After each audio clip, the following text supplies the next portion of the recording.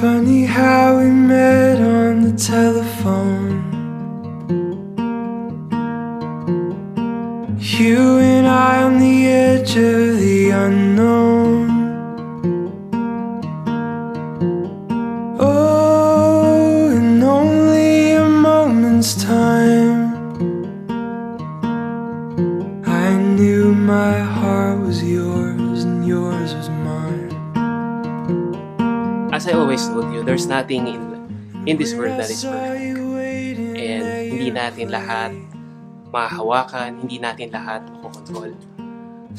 In this new journey, our new lives, hindi ito perfect, I'm sure. But definitely, it will be fun, adventurous, and we'll see to it na 99 years ang abutin natin and more. We were right, we stood through it all, holding tight whenever we fall. And what we found is second to none.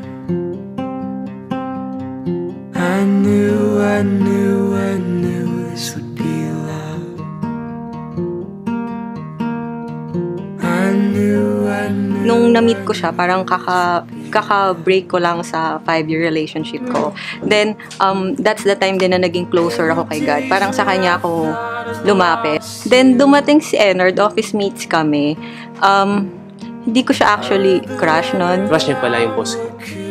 Hindi pala ako. Pero, siguro sinabi niya lang yun.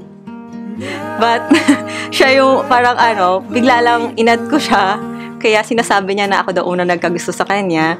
Parang ilang beses ko siya tinurn down. Niligawan niya yung parents ko, parang family ko. Parang feeling ko, naisip ko nun, bakit hindi ko siya bigyan ng chance? Bakit parang I'm searching for someone pa? Hindi mo ma-explain ano yung feeling or emotion mo why you decided.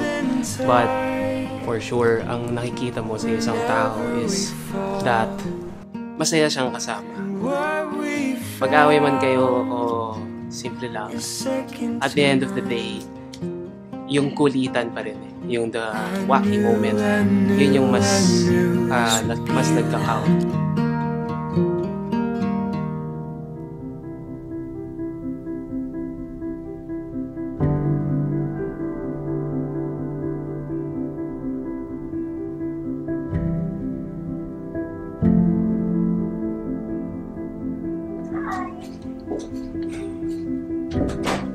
Special delivery.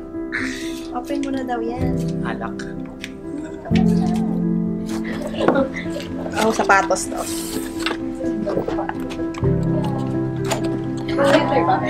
Wow! Power! Ay po, tek. Kinalog-kalog ko. May hiring ba kayo? May camera na kasi ako. Alam ko, bakit mo ako binigyan ng ganito? Saan mo kinuha to?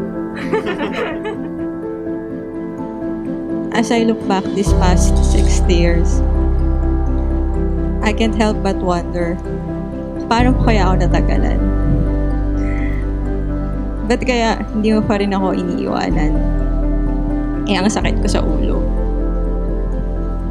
At kahit gano'n na nga, you still showed me that I'm worthy to be loved.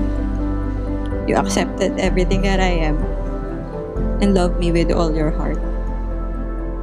Kahit na ang dalas extremes yung emotions ko, and kahit madalas akong sumuko at tumakbo pag mahirap na ang sitwasyon.